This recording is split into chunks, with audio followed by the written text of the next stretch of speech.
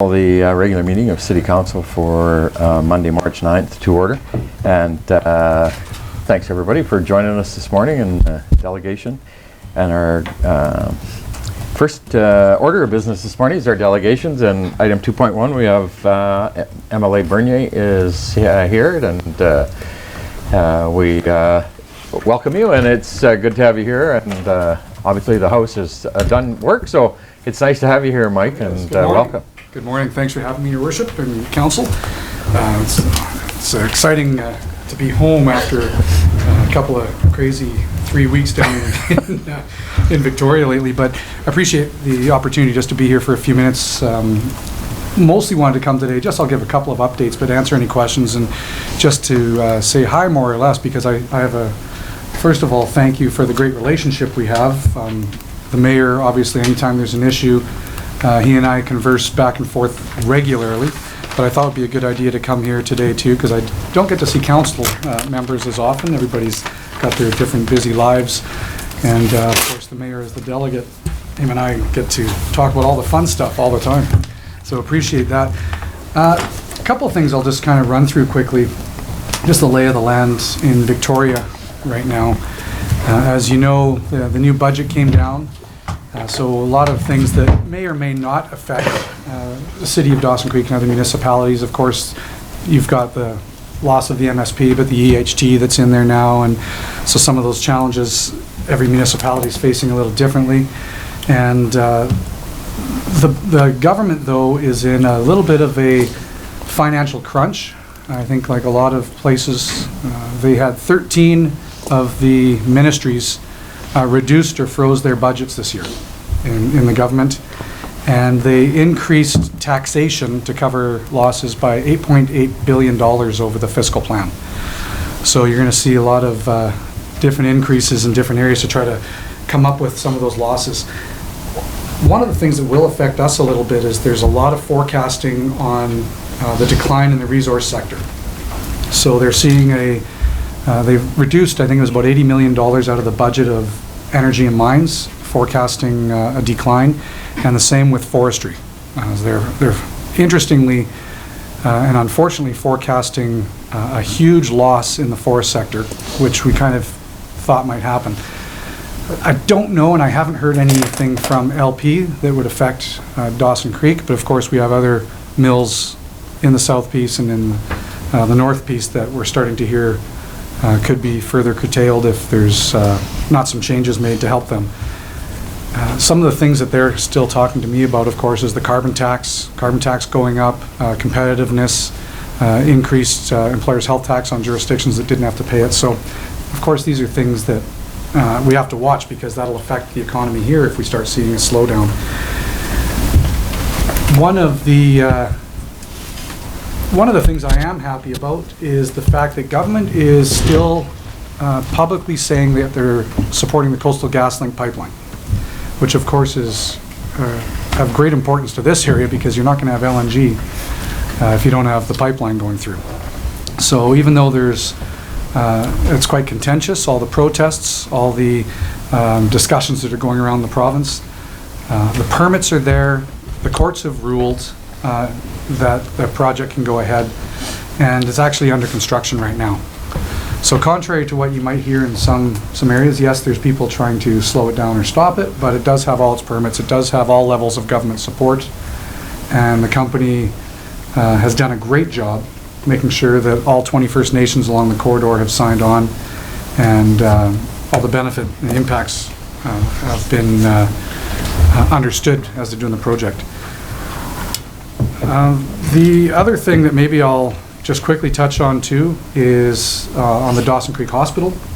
I still have, and the Mayor's quite aware of some of the discussions that are going on, but still met with Minister Dix again.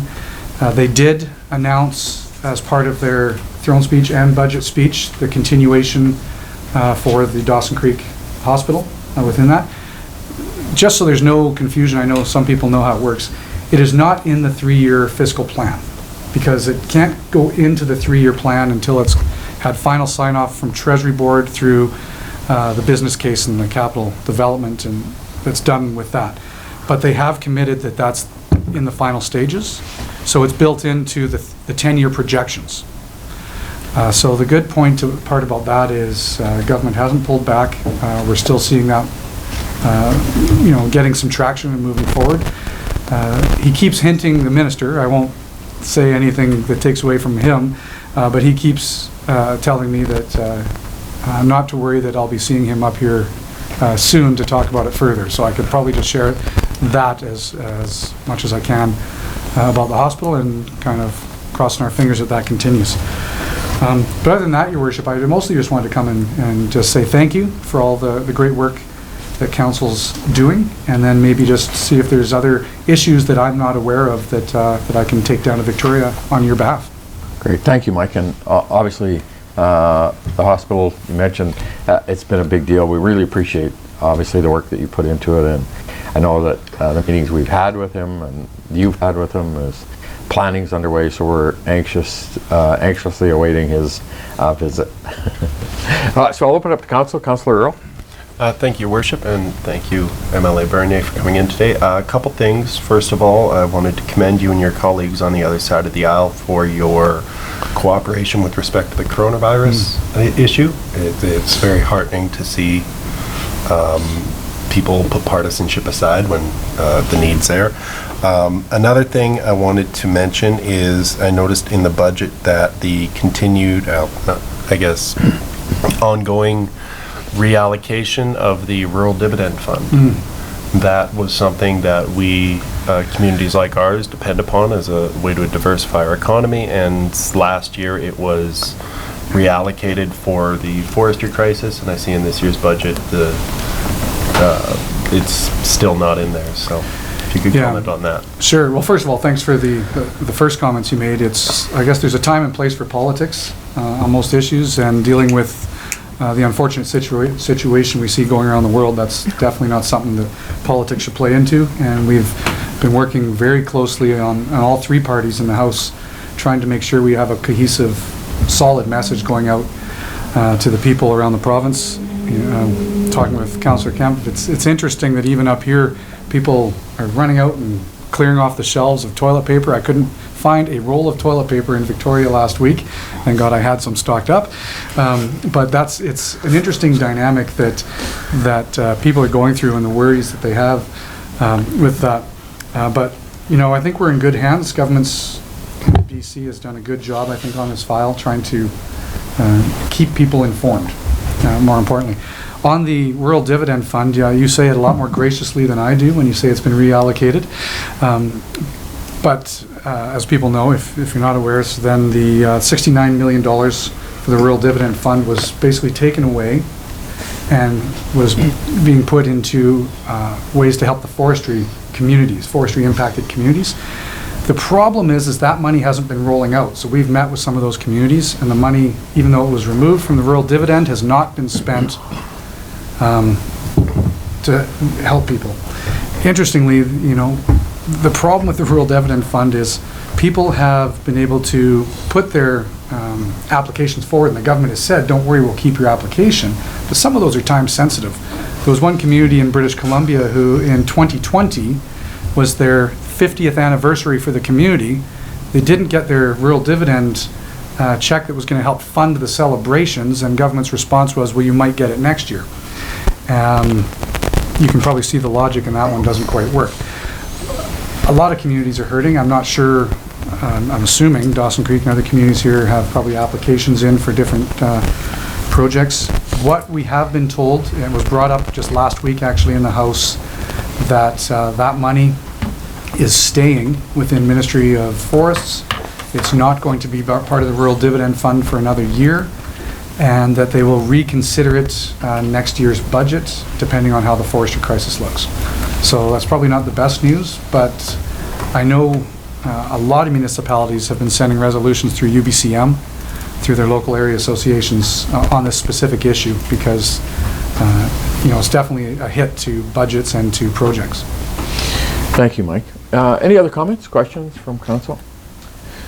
I do want to say sometimes we're always looking ahead, and that's appropriate, but I want to take the opportunity to the Northern Lights College Trades Training Center was a huge accomplishment for our community and region, and I just want to thank you for the work that you put into that, because I know it was an immense focus that you had, and now the hospital we move forward, but that's been a big asset to our community and region and helping build the trades training opportunities for our residents in the region. So no, I appreciate that. Really appreciate the work you put into that. Northwest College did for that. It's a huge asset to the region, very important for the community, and anytime you have the opportunity to go down there, it's an amazing facility.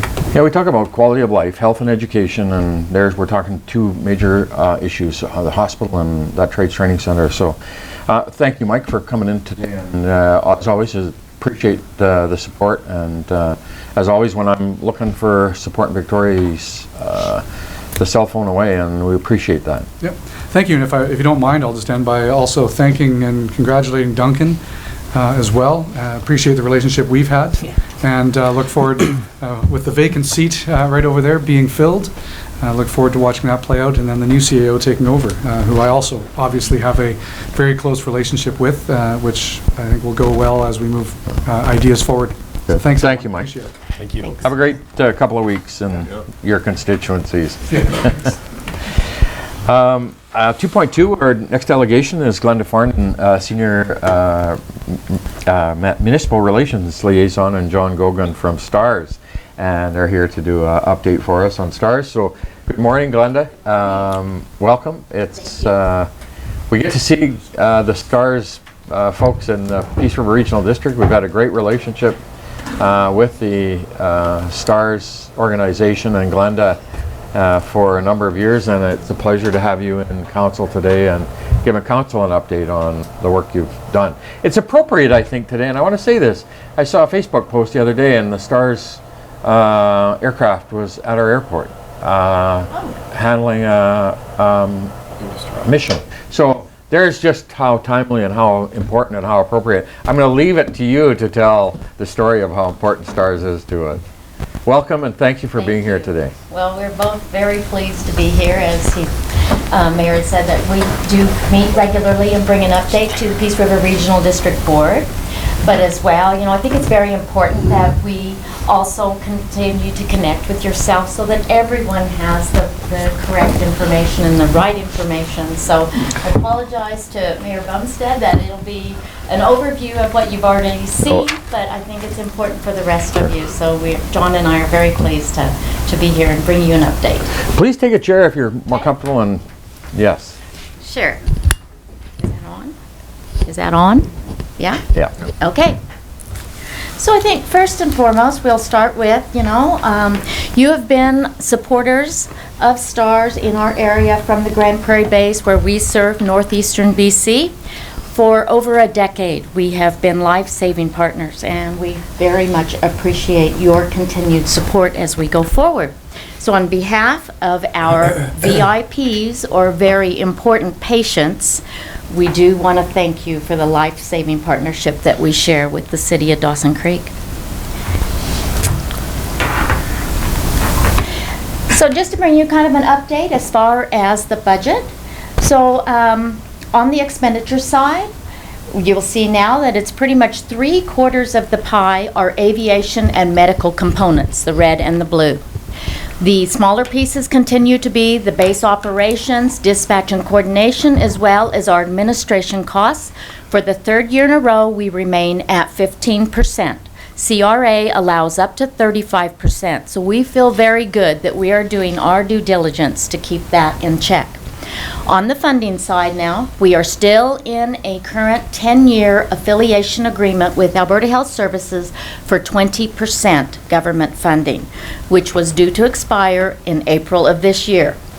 Due that they are now under doing a HEMS review as well, Helicopter Emergency Medical Services.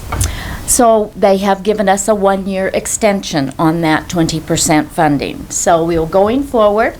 This past year, fiscal year though, they did surprise us with a one-time top-up of an additional $2 million for additional fuel costs and things associated. So we appreciate that going forward. So that meant that currently they have been giving 24% government funding. And that still leaves us roughly 76% that has to be fundraised. We're normally on about an 80-20 split. Of that fundraising component, the STARS Lottery, the Alberta Lottery, is underway right now as we speak, and it is our single largest funding source that we have, usually generating a minimum $10 million net, which pays for one base in Alberta of the 3. So it's pretty substantial. Now going forward as well, the calendar campaign, now it seems to hold its own. We brought one for your office as well, for Duncan's office.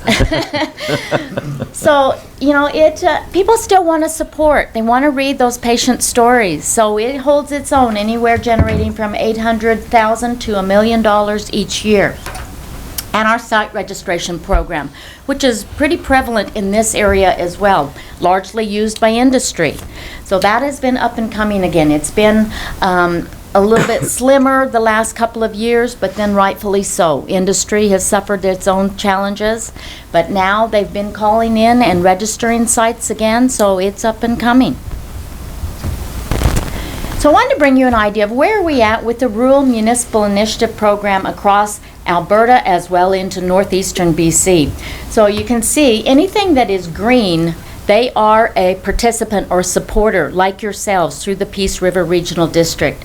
So we're very, very much closing the loop across Alberta now, reaching 90% in Alberta, plus the 7 districts in northeastern BC, and looking forward to working with southeastern BC as well, like yourselves. But we really appreciate your ongoing leadership and that you have really demonstrated across the provinces. Commitments range anywhere from $2 up to $90 per capita and everything in between. We have a lot of the municipalities that have now put their annual donation as a line item in their budget. So recognizing what STARS brings to the table as part of their emergency protective services that they provide for their residents. So going forward, we now are collectively generating about $1.8 million annually. So that really helps on the budget side of things to support the bases that support you. Currently, we have 7 municipalities that have reached logo status, having reached over $1 million in ongoing contributions. And of that, of course, Peace River Regional District was one of the first to reach that level as well. And we had a logo unveiling a couple of different times for the Peace River Regional District, which you are a part of. So we appreciate, again, that very much. The new news is that in July of last year, Rocky View County became the first in all of central and southern Alberta to reach a logo status. So we had a logo unveiling for them. There is a really large interest, though, from the urban leaders as well. So you can see within Peace River Regional District, we have everyone is on board of this particular program that supports annual operations of STARS, as well as in the Grand Prairie service area on the Alberta side. There is unanimous support from every town and village within that region. So that's definitely demonstrating significant leadership as we move across the province. And you'll see some smaller circles there where a lot more of the counties have generated the towns and villages within their boundaries and those municipalities that they are also in a united effort supporting STARS on an annual basis for STARS operations. So it is growing very much so. And again, that united effort is so important as we move forward. I had recently a council member that said, you know, their council supports for many, many years have supported STARS operations every year on behalf of their residents. But she said, I didn't really get the full picture until my young family, they went on a holiday in southeastern BC. And her little boy had an incident and had to be flown by STARS to Children's Hospital. She said, now I get it. It's not about my own backyard. It's about sustaining and working together to have STARS available no matter where we go in Western Canada. You have access to STARS. So we flew her little boy, and you know, here they are in a different province, you know, on holidays, still had access to stars. That's the bigger picture for all of us. We have 6 bases across Western Canada now. You could be in Manitoba visiting family or relatives and have some kind of an incident, medical or otherwise. You still have access to stars. So here's an overview. I provided everything since the day we started the Grand Prairie base, and you have been a part of every single part of that for 13 years now. So I wanted to kind of just show you where some of the missions have highlighted. You can see, you know, we had things really generating and going when these are all missions where we have actually flown the patient. And John can explain to us there's lots of other times that there's significantly lot more calls coming in, but if it doesn't warrant that it's a STARS response, then, you know, we still do a lot of background work as far as the call coming in and through the Emergency Link Center. John, could you expand on that, please? Nice to see you again, Mayor. Good morning, everybody. The narrative that we've been using since our inception in 1985 is really how many missions we do to a particular community. The direction that we're really looking to go moving forward is, for instance, in the last 14 months, we have answered the phone 97 times for this region. Now, we've flown 17 missions where our helicopter was actually required.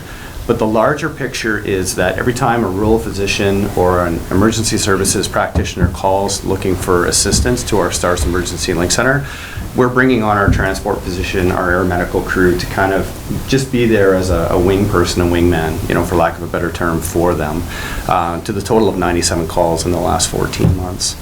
Dawson Creek, for instance, generated a scene call.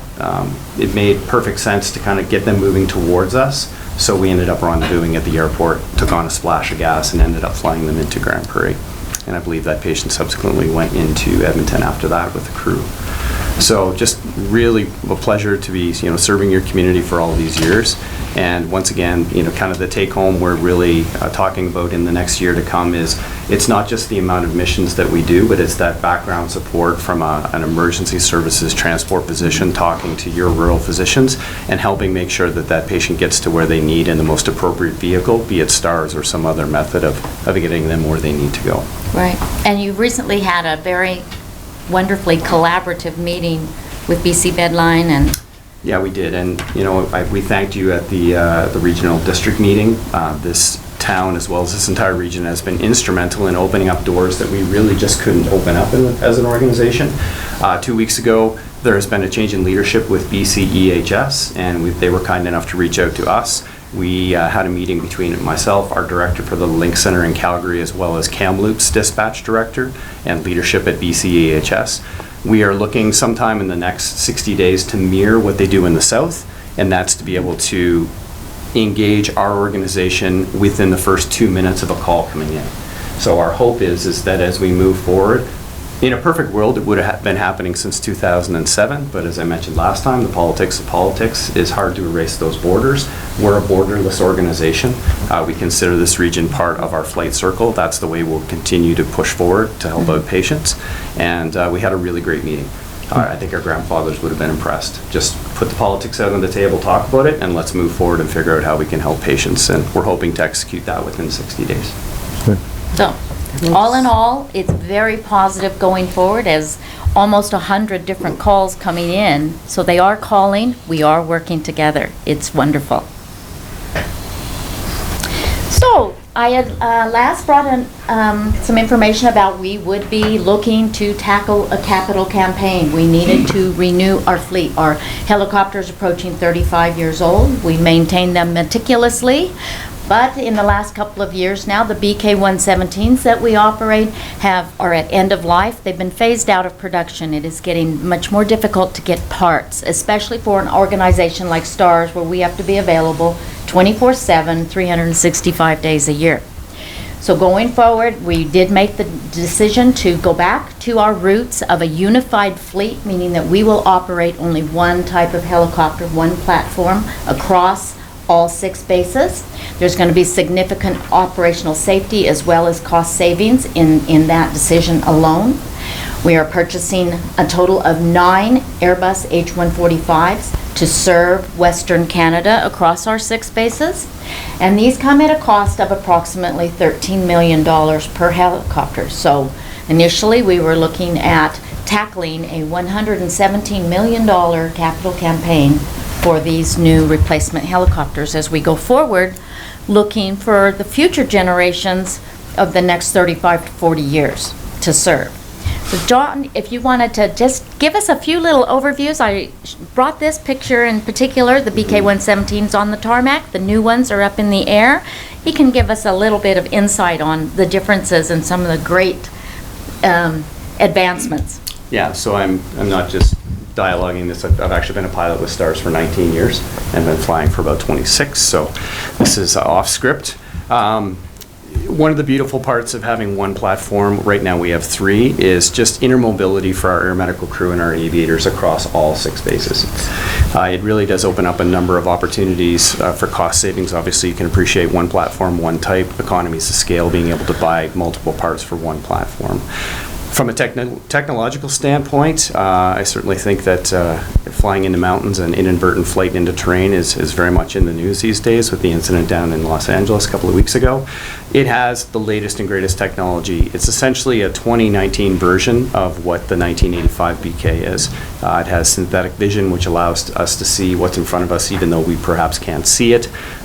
Fully 4-axis autopilot, which means that we have additionally another person on board with us, a computer system flying the helicopter. Obviously, we need to mitigate and tell that aircraft where to go, but it's a phenomenal safety opportunity that we do not have in our current aircraft. Probably about 15% faster. All the indications we're getting from Calgary and Saskatchewan are that the aircraft is probably going to give us an additional 40 to 50 miles of range, which is excellent, particularly at night. And power to weight ratio, without getting into too many details, will allow us to fly over the mountains at altitudes up to 12,000 feet, which is excellent and a capability that we just don't have right now. We have to fly through them.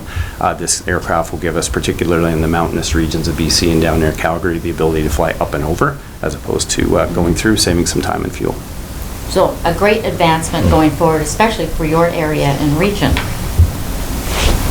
So here we are. This is where we're at right now with the campaign. $117 million capital campaign. Last year, Saskatchewan government announced that they would pay for 1 of the 3 helicopters that will be stationed in Saskatchewan. Alberta government followed by saying they would pay for 1 of the 5 that will be in Alberta to serve, including eastern BC, because we do serve your area from Grand Prairie base and the southeastern BC area from the Calgary base. And then the federal government acknowledged that STARS is no longer considered a provincial service, but that we are serving Western Canada. So they allowed a $65 million grant to pay for 5 of the 9 helicopters to serve Western Canada. So leaving us with a campaign for 2 remaining helicopters, $26 million. In adding in a very extensive 2-year training program for the pilots, as well as the pool pilot coverage for those bases while those pilots are away for training, some additional tools, specialized tools that go with this particular model, and some ground control equipment, leaves us at a $35 million capital campaign, in addition to the $20 million we have to raise every year for operations.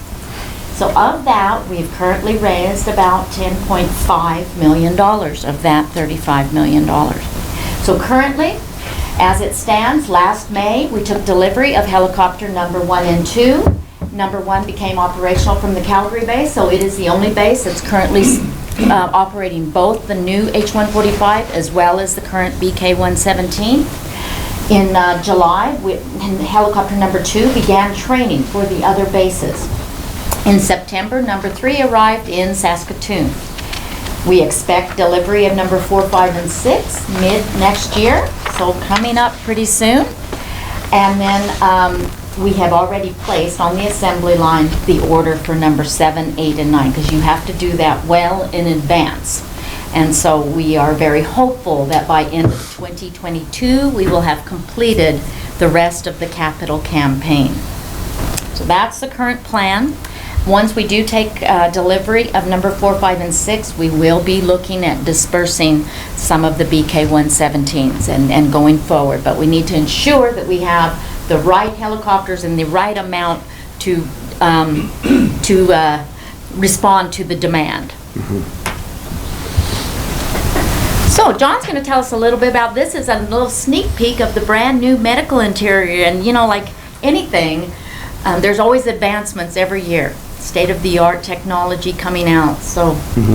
One of the amazing blessings with STARS is that we don't have to just look provincially, we can look worldwide.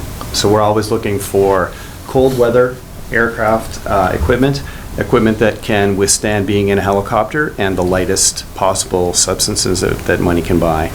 One of the great opportunities we had with bringing this aircraft is to go to almost a completely carbon fiber interior.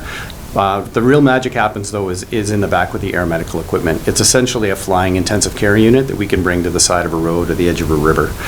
Some of the equipment you'll see on board, a lot of it is from the Switzerland region, a number of German products in there as well. Once again, all super lightweight. Probably one of our greatest additions is our ultrasound. It used to weigh about 30 kilos. Now it's an iPad with a small little butterfly attachment that goes onto the end. It doesn't seem like a lot of weight, but it allows us to take larger patients or perhaps even more crew on board. But essentially, everything you would see in an intensive care city setting as far as an ICU, we're able to put into the back of the helicopter along with ultrasound monitors as well as blood. STARS was the first organization in Canada to start carrying blood outside the hospital environment, and it's proven again and again, just as early as just a couple of days ago, that it's an amazing weapon that we can bring with us, you know, for a patient in their time of need. So, in closing, I want to say thank you to you as a part of Peace River Regional District. We did meet with them earlier, so we did make our presentation and ask for continued funding of our life-saving partnership at the total of $170,000 per year as a united effort across the Peace River Regional District for another 3-year term. So, just so that you know, we did put that request forward. Our partnership represents commitment to safety for your residents, but also for your municipal neighbors. Together, we have seen positive results. We have seen life saved, but most of all, we are working together for quality of life for all.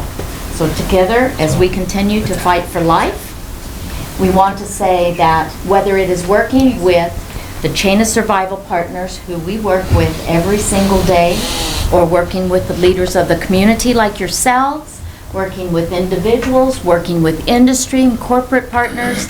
It takes everyone to save a life.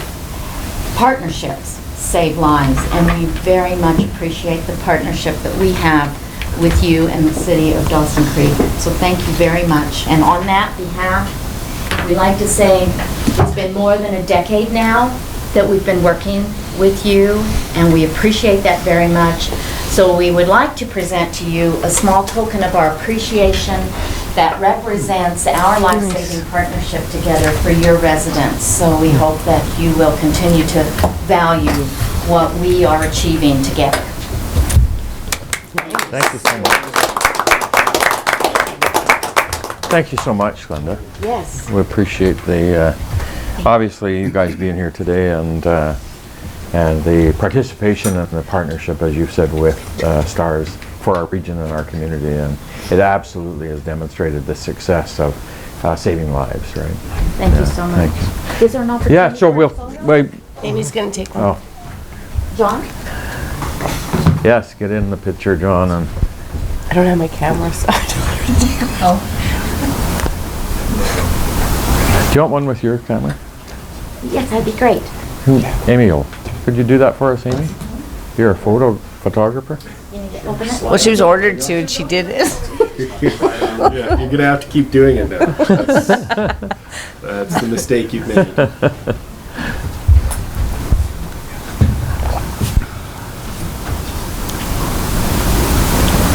Awesome. Thank you. Thanks so much.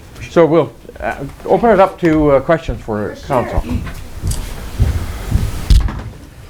Councillor Parslow. Well, thank you for your presentation. I know from that everybody appreciates the fact that STARS is here and serving this region. There's a few questions that are somewhat facetious, perhaps, but I don't see For the campaign, any contribution from the government of British Columbia? Have they been approached? No, we have not. We have not approached them. Is there a reason for that? No, not really. I think right now it's largely been looked upon as the helicopters are based in Alberta. It's an Alberta asset, those types of things. So it doesn't mean that we shouldn't. Well, I would encourage you to. I mean, I appreciate the fact the federal government recognizes its service in Western Canada. Yes. Contributing the funding for 5 helicopters, which is great. We're part of Western Canada. I would encourage you to do that because there should be some form of recognition, because also from the operating side, I was wondering, I noticed that the government of Alberta is contributing 24% of your operating budget. Yes. With that extra infusion of money to cover the fuel costs, right? So it brought it up to 24%. What's the interface between STARS and, let's say, Northern Health or BC Health Authority? I mean, is there anyone? Any relationship? Well, we do have a cost recovery program every time we do fly a resident of British Columbia back across the border. As I mentioned earlier, we're really trying to create a borderless, once again, easy for a 50-year-old kid to say, but we're trying to create a borderless system for patient care. I would say honestly that we tend to shy away from hard asks frequently, because as we draw attention to the border, things tend to get a little bit more complicated. The last thing we want to do, in an effort to get $250,000 of support, is to all of a sudden put up a border that we really try and pretend does not exist. That being said, I know Glenda's always up for a challenge, and I'll certainly be her wingman. And once again, sometimes even just having the opportunity to dialogue in an open and honest way allows us to just have those dialogues at a high political, government opportunity. So my point is, many of us consider this to be a vital service that for our region, particularly given the nature of our geographic spread and the nature of a core business. I'm thinking oil, gas in this region. Mm-hmm. Yeah. So that's just one. And the other is a very, very simple question. When Grand Prairie Hospital, do you land directly at the hospital? Yes, we do. Thank you. We work very closely with Transport Canada. I know that they're being a pilot for a long time. There's always a lot of questions, and unfortunately Hollywood can often make helicopter incidents into something much worse than they are. At STARS, we fly 2 pilots, twin-engine operation. Even if we lose one engine on very short final coming into a hospital helipad environment, that is always our plan. On every takeoff, we plan to have an engine failure. On every landing, we plan to have an engine failure, and we plan accordingly. Hence the aircraft we purchase. They have the ability to take off and land on one engine. It's suboptimal and not ideal, but that's why we purchase these particular aircraft. So from a safety standpoint, there are very specific criteria that are set up. We have a lot of heliports in Alberta. Certainly if anybody wanted to open a dialogue, certainly with Dawson Creek looking at a new hospital build, being the son of a project engineer, the time to build a hospital helipad is when all the equipment is on site, not after the fact, retrospectively, because it's a lot more expensive. So definitely would be open to having a discussion of what a safe heliport environment would look like at a new facility. Well, in rescue operations, time is a critical factor. Well, very much so. Yeah. I mean, obviously, you're fortunate here in this community to have your airport close by, but it's 2 additional transfers of the patient, particularly when they're critically injured. And really, heliport to heliport is ideal. Yeah, it really is. Rough order of magnitude, you're saving 20 minutes. That's about half of our flight time to Grand Prairie. Right. So thank you. In the interest of looking forward to the future, certainly, if we can help in any way to provide information or whatever the case may be, and documentation, statistics, that what we have seen in working with other communities where they have put in a helipad, you know, if they were getting a new hospital or at an existing hospital where they needed a helipad, like we have really seen a change in the statistics once they have a helipad, and we're able to provide that even as a co-located rendezvous point for surrounding communities as well, where you have all of the resources that are necessary, you know, like, it's really ideal, and we should all be forward-thinking in that respect for looking forward to the future for our future generations. Thank you. Thank you, Councillor Parslow. Councillor Javetkov? I was just looking at the chart here for the regional district. Yes. Since 2007, you've had 172 missions, Yes, and those are the most serious incidents that's right. because you only respond to the really serious ones. Correct. So there's 172 possible, you know, real problems for the victims. I guess I just wanted to make note of that because I don't know if people realize that, because you don't typically see a STARS helicopter flying in this area, but there have been 172 missions.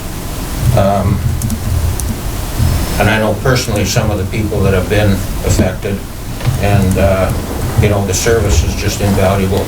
And tackling the kind of fundraising program that you have is really awe-inspiring. I've done some fundraising myself, and to look at raising millions is pretty impressive. So thank you. Well, thank you. And just on a little side note, I'd like to say thank you very much to you and the Dawson Creek Oilmans for your continued partnership with us as well. You've been supportive of us since the beginning. And I also, on another note, wanted to say that we thank you as well because Peace River Regional District, as a group, you were part of the QE2 helipad that was erected in 2007 so that we could deliver patients to the hospital. You were a significant part of that project as well. So your leadership has been instrumental as we go forward in being able to bring this type of service to northern residents. Thank you guys so much, and we sincerely appreciate, obviously, as Councillor Javetkov has said, I'm always amazed at the amount of work you guys do to put into fundraising to continue to deliver this service across the Western Canada. So thank you. Thank you for being here today. Thank you for the partnership with the Peace River Regional District. I know that we really do value it and appreciate it, and we appreciate you guys being here today to give council and our community an update on it. Thank you. We Thank you. appreciate you. Thank you. And I did bring you some impact reports, so for your area and for your reception area, so that your residents will know what you are doing on their behalf as far as safety and quality of life. Thank you, Glenda. Thank you, John. Thank It's good to you. see you again. Thanks so much for your time.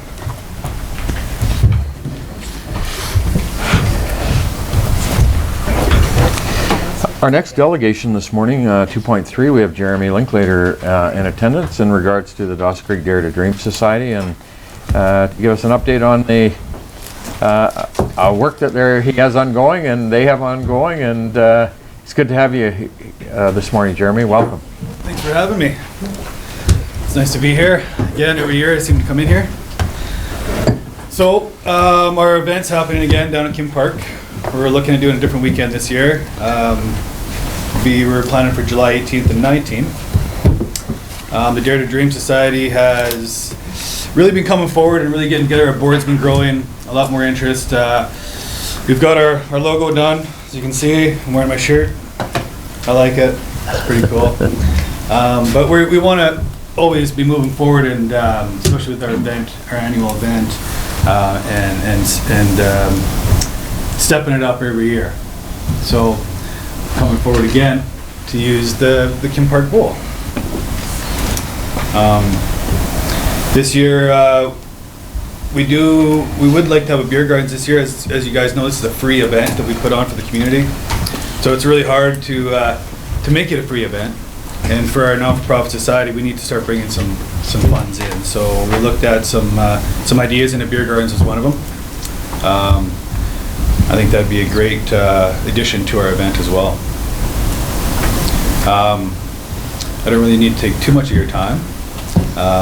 Everybody kind of knows what we're doing. I don't know if there's any, you guys have any questions for me, or? Sure. So thank you, Jeremy. And obviously we want to, first of all, I don't know if this is year 5, This will be, 6. this is the, I guess, the 5th annual, but it's the 6th event. Yeah. So credit to you in terms of having the vision to continue to push this event forward. And I know it's turning into a real fun event that people are looking forward to. And it's a credit to you and the work that you put into it, and certainly on behalf of the community and residents, where you put on a free event. It's a remarkable achievement you should be proud of. And so with that, I want to turn it over to Council, and anybody have any questions? Councillor Earl? Thank you, Worship, and good to see you. Yeah. Which weekend are you guys doing this year? July 18th to 19th. July 18th to 19th, and Yeah. that's different. So our from setup day would be the 17th. on Okay. Friday. Okay, and that's because in previous years it's corresponded with the Mile Zero's Cruiser Summer Cruise. Is that going to continue with this different? Probably not, eh? No. It's good altogether? No, we're, with the leaps we're making, I think it's vital that we have the undivided attention of our community. It's going to get, I'm pretty ambitious and I'm daring to dream, so I think it's going to get fairly big. So. Okay. And with respect to the beer garden, I mean, as somebody who's played the event when I was in a band and emceed, and last year spent some time at the bottom of Waterside getting splashed by kids, you do notice there are some people sitting in the field in a kin bowl who are kind of brown bagging it throughout the day for alcohol. So you know, if there's a way to maybe rein that in and have it happen under controlled circumstances and also generate revenue for this, I'm not opposed to it, barring some caution from staff. But yeah, thank you once again for the work you guys are doing, and I'm looking forward to seeing what you come up with this year. Thank you, Jeremy. Further questions, further comments? So, thank you. We'll bring forward the request under Mayor's business, and Council will make the determination, and then we'll move it over to administration to work with you on those specific components of the ask. Perfect. Good. Thanks, Jeremy. Thank you. Item 3, new councillor business. Councillor Kemp, 3.1. Thank you, Your Worship. I just wanted to bring forward about sensory friendly. I don't know if some of you are aware, Safeway has been for several months now, 1 day a week for 2 hours. They make the store sensory friendly, such as dimming the lights. There's no cart collection. It's quiet like a library in there. There's no phone calls. It's very sensory friendly for customers that have sensory issues. So it allows them to come out and enjoy their shopping in an environment that they're comfortable with. So it's been brought up to me, it's been quite a success at Safeway, and I've had several inquiries why city facilities might or could be possibly, such as the swimming pool was one that was brought up quite regularly, if that is something that can be done for a certain amount of time so residents can go out and enjoy the facility even with these sensory issues. So I'm not sure if that's a possibility, if we might want to reach out and find someone with knowledge on these sensories, and if that's a possibility, maybe direct that to staff if that's a possibility. Okay. Duncan? So through your worship, spoke with Shantae a little bit and just in regards to the Kembork Aquatic Center. We have fairly limited knowledge in that area and that expertise as far as the, you know, what changes would need to happen. And so if council wants to move forward with this, it'd be something maybe for staff to bring back in a committee of the whole, have some discussion with the Child Development Center, somebody who works in this field, to say what would that look like? Is that something that fits within our existing hours of operation, or is this more of an expansion of service, you know, where we need to limit who can come into the pool so that we can control that environment? So if council is interested, that would be the direction back to staff. Okay. So you can raise it as I think a direction, a motion I would like to at this time, and are you saying specifically you want the pool? Is that the first one, or do you want to look at all facilities? Maybe all facilities, because the pool is the one that keeps being brought Okay. up. But So the pool, the arenas, the do we want to put so I'm going library, the Kiwanis Performing Arts Center.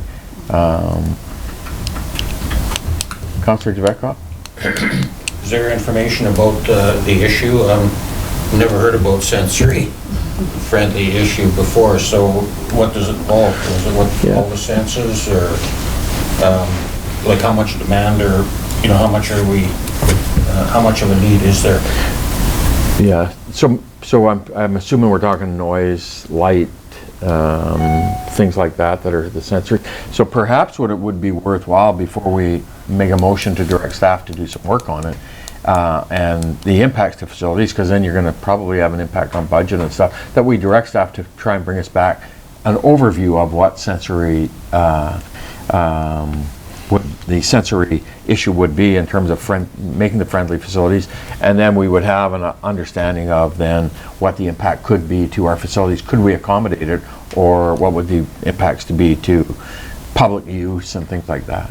Because I'm assuming then you would restrict it to some times where you have public swimming, as an example, drop-in, where it would be restricted to who could be in there then, if you got noise and things, right?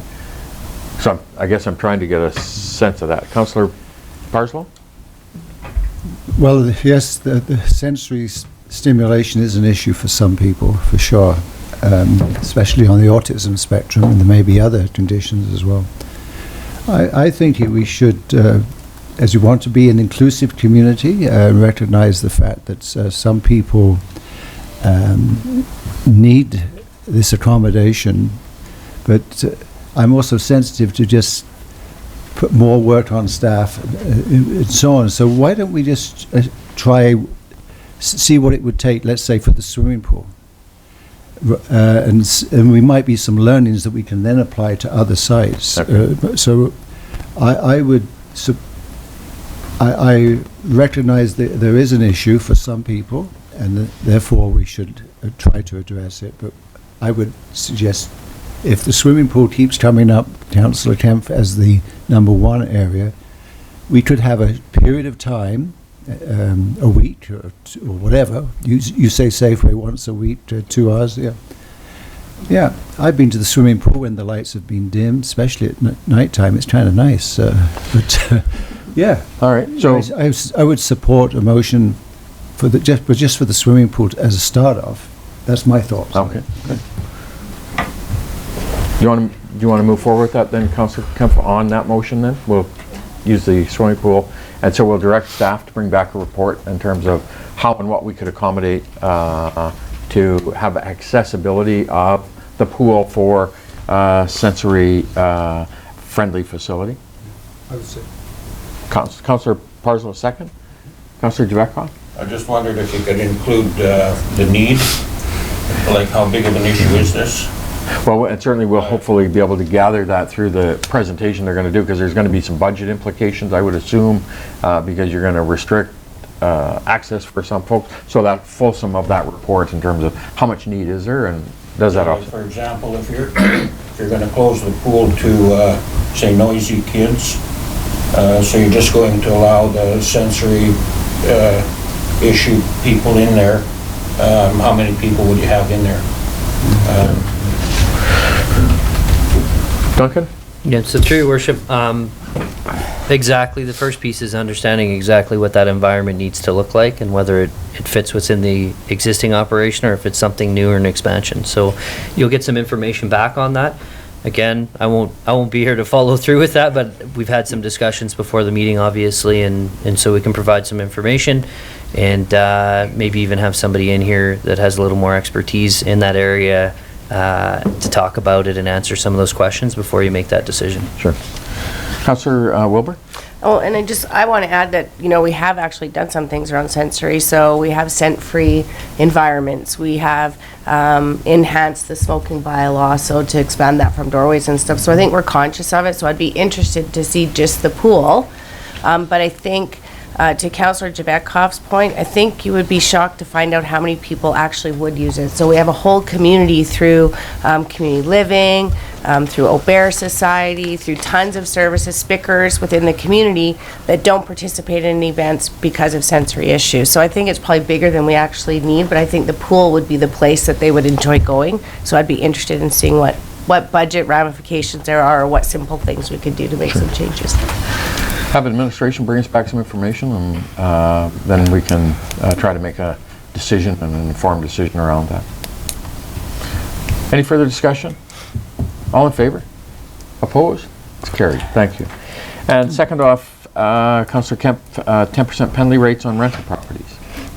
I just wanted to bring forward, we had attended a luncheon with the Rotary last week, and one of the questions was over the change in the utility billing. And one of the residents brought up the question of rental properties.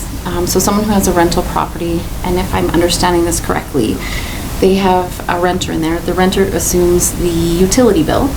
So their name goes on the utility bill. So the owner of the property isn't notified of the outstanding amount until the end of the calendar year, when that amount, either if it's not paid, it gets rolled over to taxes. So I'm just wondering what the ramification would be if the property owner could be notified before the end of the calendar year, or how that works currently. Thank you. Duncan? Do you want to speak to that, Flavia? So through your worship, yes, this information normally is provided in November, but I did talk to our IT person, and we would be able to actually issue by early July a first statement to the landlord and renter saying how much is outstanding at that time, and then run the second round in November. I think on this way we can kind of tag out early the issue.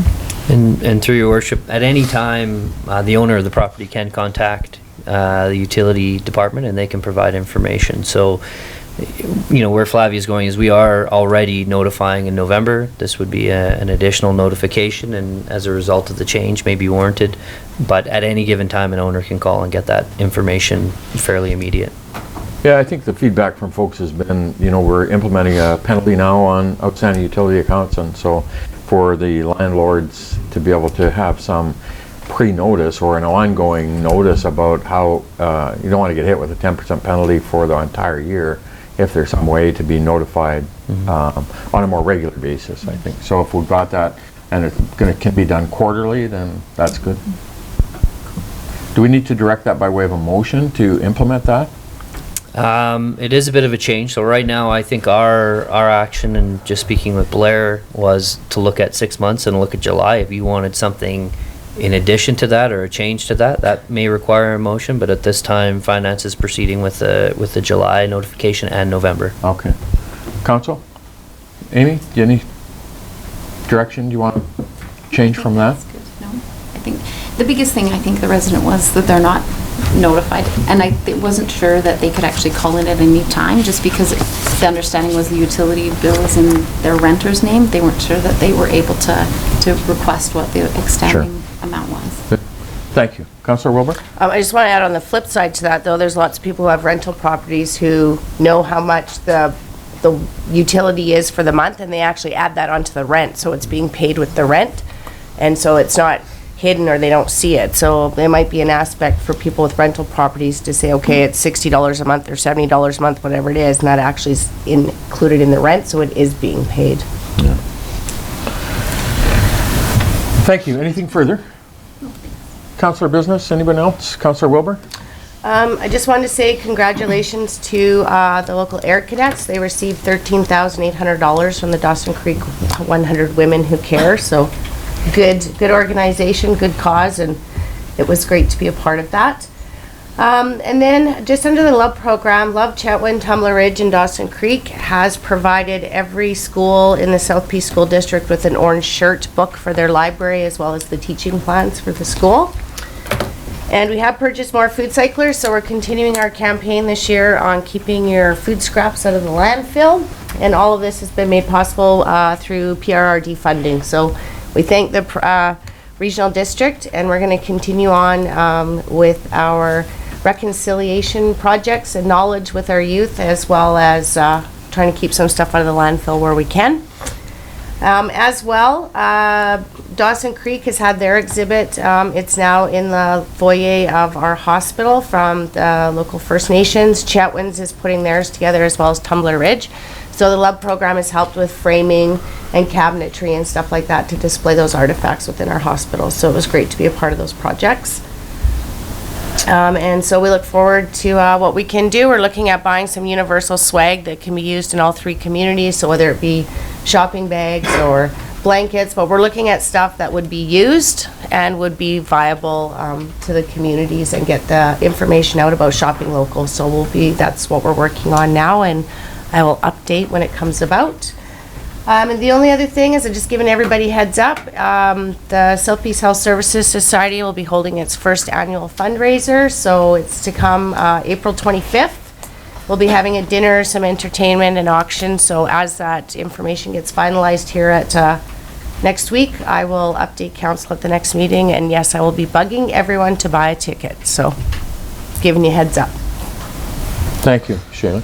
Any questions?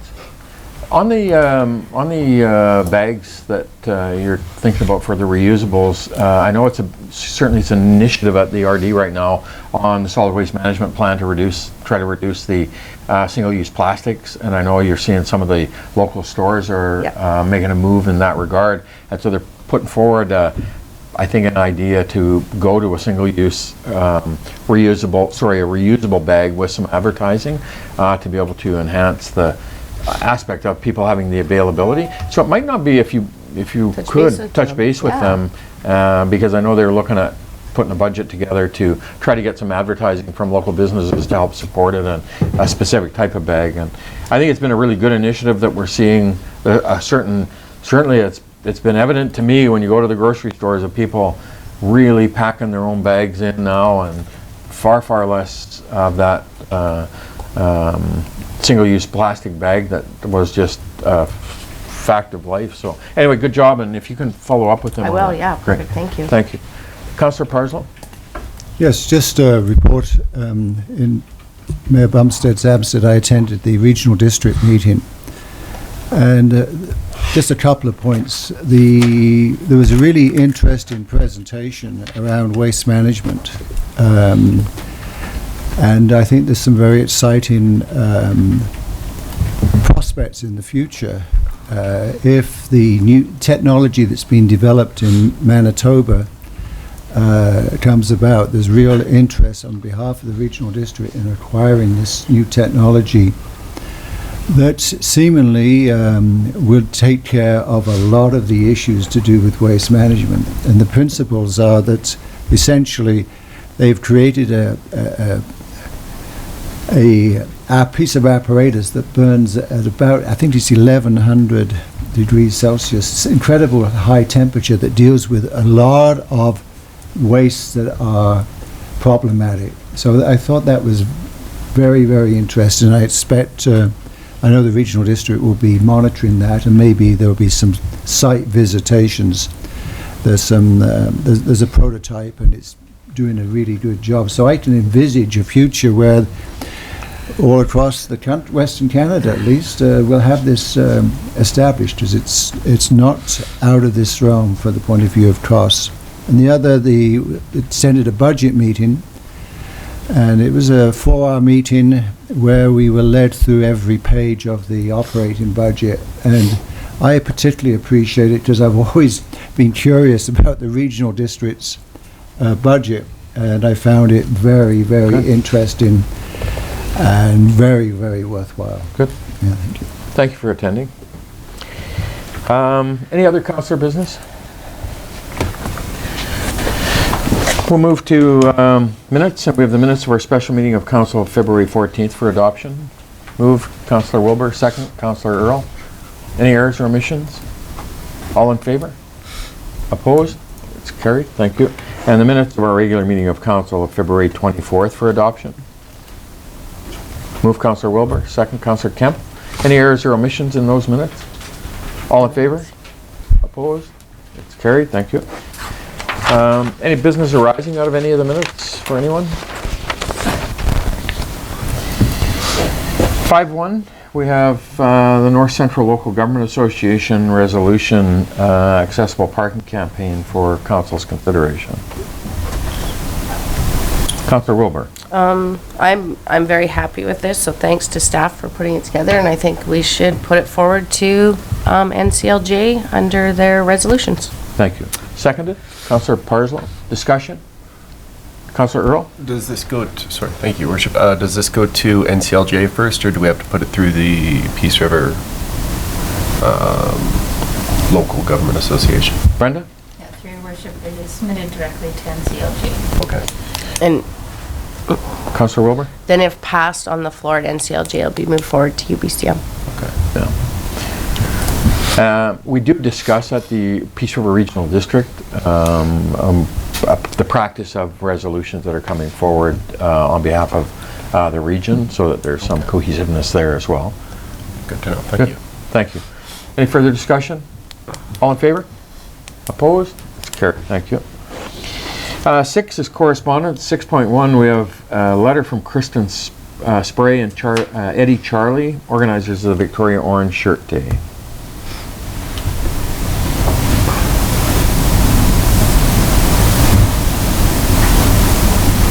Councillor Javekov? Receive for information. Thank you. Second?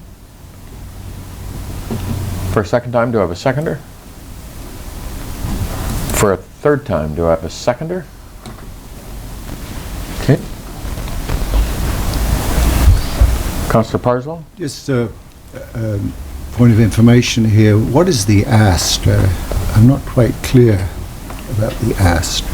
That we forward this on for the consideration of the private member's bill to the Government of Canada.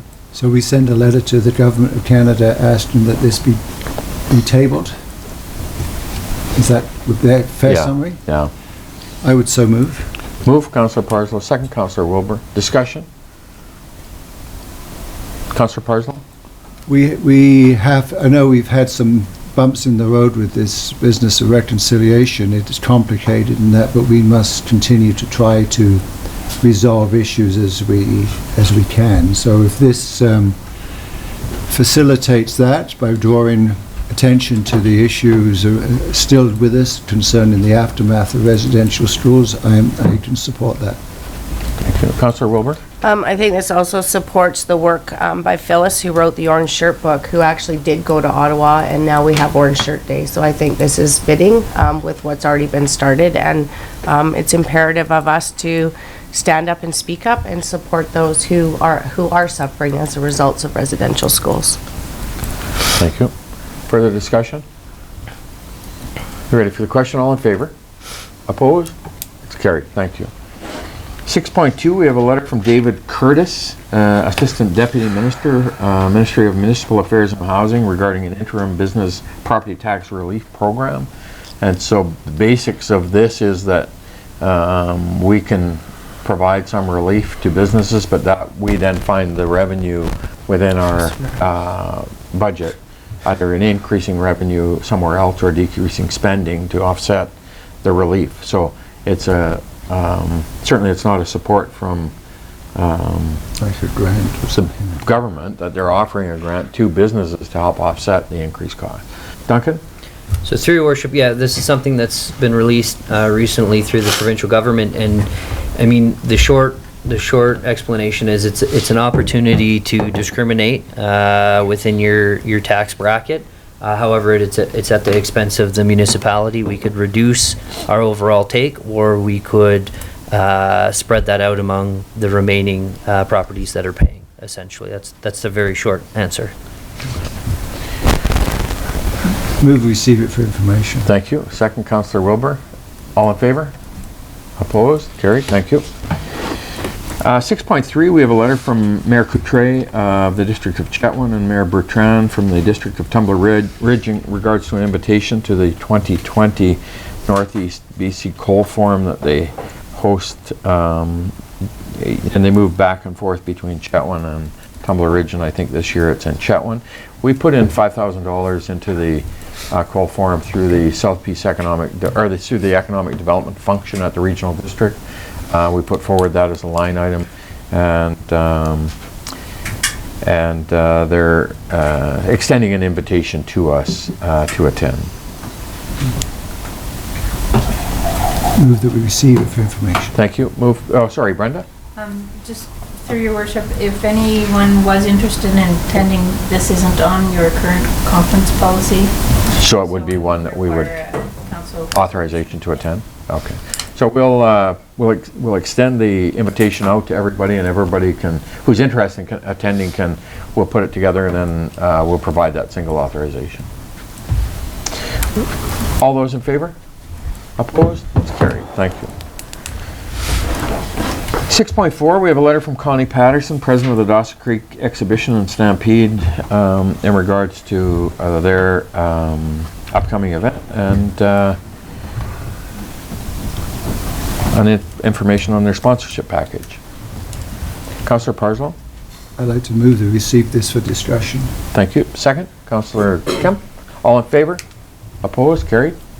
Go ahead. I have a question about this, so I'm looking to staff here. How we now have a joint use agreement, is that the correct term to use? Operating agreement. Operating agreement. Is the question of sponsorship silent in that agreement? Duncan? So, through your worship, I would have to go back and look within the agreement. It was about a year ago. However, through those discussions, I can confirm that we talked about wrapping everything up within that lease agreement, operating agreement. In particular, some of the services that are requested from City Council as far as track maintenance, etc., and that we would be providing an operational budget, and they would manage that budget as they saw fit. Having said that, I do expect they will come back and ask for use of parking lots, etc., where they charge for parking, etc. Ross, you came into some of those discussions fairly late. My understanding was it was pretty clear this was kind of in lieu of some of those sponsorships and in-kind services we had provided in the past. Thank you, through your worship. Yes, that was my understanding. That was in lieu of. So, further to my point, the city clearly supports this exhibition. Yeah. And great progress was made with the establishment of this operating agreement. I am hesitant to further provide support. I think we should be recognized for the contribution we've already made. So if I can, I'll put a little context also on this, because we do some things that with the joint use agreement. So we've locked that lease agreement up on behalf of the city. We also through the through the economic development function, of which we're a part of through the City of Dawson Creek, through the Peace River Regional District.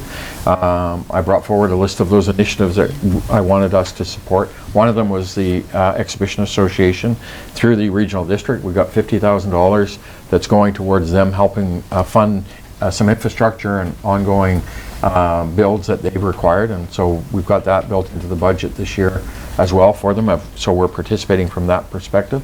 And then I've done the joint hosting tent event on Thursday night at the rodeo, where last year we did a joint initiative with the Soto First Nation as part of that MOU, and through our economic development. So there's three pieces to it that I think we've demonstrated that support to the exhibition and rodeo for sponsorship, not direct sponsorship, but certainly indirectly, and the hosting tent. So just so everybody knows that we are doing some things as well. Councillor Earl, you had your... Thank you, Worship. Yeah, so to my recollection, we used to get the in-kind grant sponsorship request for approximately $120,000 in-kind in staffing resources to help them prep the grounds for the event. That has been moved over to the operating agreement and is now reflected in that. This package we've gotten from Connie and the good folks at the exhibition is, I think, if not identical, very, very similar to the one we get at Lakeview Credit Union as a private business. I think it's just, as you said, as a municipality, we sponsor through the RD, and then yourself through your function as the Economic Development Officer also utilize the facility to host and promote the community. So I think that's probably sufficient, keeping in mind that we've got half of the sponsorship budget we once did, and that we're already providing support for the event. I think I'm okay with letting this one slide or accepting for information. So you're making a motion we receive for information? Yeah, I'll make that motion. Do you have a seconder? Oh, Councillor Parslow. Discussion? Discussion on whether we receive for information. Discussion on if you'd rather discuss. No, I'm good. If you're ready for the question, all those in favor? Opposed? It's carried. Thank you. 6.5, we have a letter from Jenna Coleman, Executive Director of the Nowickan Friendship Center, regarding a request for sponsorship for the youth to attend a Leadership Youth Conference. Did we, now I've got to ask a question before we throw it out to the floor. Did we change the policy on our sponsorship and grant? Duncan? Yeah, so through your worship, similar requests came forward in the past, and council directed that we take a look at this through the policy.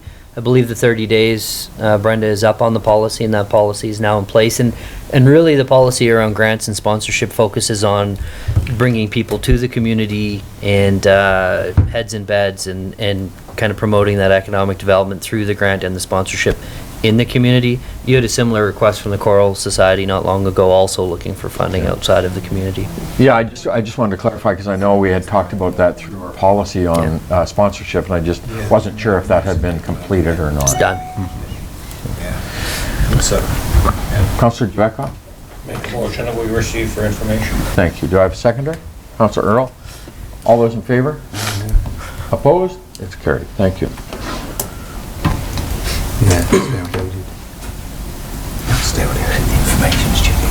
7, reports. I'm getting a Feedback. something. Is it okay? 7, reports. 7.1, our report 20018 from the corporate officer regarding library board appointments. Councillor Earl? I'll move the recommendation that report number 20-018 from the corporate officer regarding library board appointments be received. Further, that Ms. Terry Foster and Mr. Miguel Godot be appointed to the library board for a 2-year term. Thank you. Seconded. Councillor Kemp. Discussion? Our boards, this completes the requirements for the board appointments that we have. Councillor Kemp? Yeah. Good. Any further discussion? All those in favor? Opposed? It's carried. Thank you. Report number 20029 from the corporate officer regarding by-election. Councillor Wilbur? I'll move that report number 20-029 from the corporate officer regarding the by-election be received. Further, that the appointment of Brenda Ginter as Chief Election Officer and Cindy Fisher and Sabrina Walter as Deputy Chief Election Officers be made. Effective on March 9th, 2020. Further, that Saturday, May 23rd, 2020 be designated as general voting day for the by-election. Thank you. Do you have a seconder? Councillor Kemp. Discussion? Brenda? Duncan? Anything?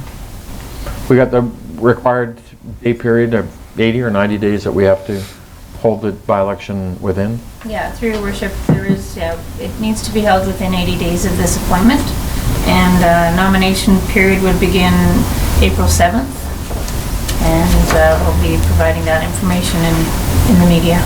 Okay. Thank you. And it's going to be, election day will be after the long weekend in May, so that it won't interfere with the long weekend for folks. Correct? That's correct. There will be an advance voting on the 13th of May as well. Good. Councillor Parslow. Yes, nomination begins April the 7th, is it? Mm-hmm. Yes, Lasts for how long? it's 10 days. Thank you. Further discussion? All those in favor? Opposed? It's carried. Thank you.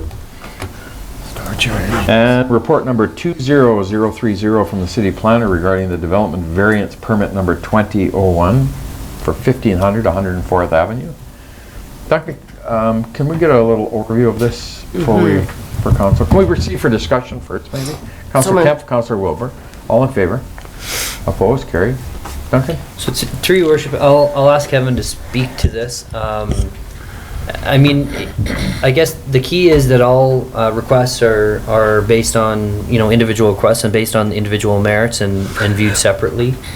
We've had requests such as this before, which have been approved, and we've had other requests that have not been approved, and that's based on intended use and the mix within the area, etc. But I'll ask Kevin to speak to it.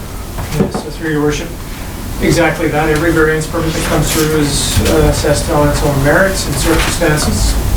This particular one This property backs onto commercial area, has a larger than typical residential lot, and the individual is looking to create more storage.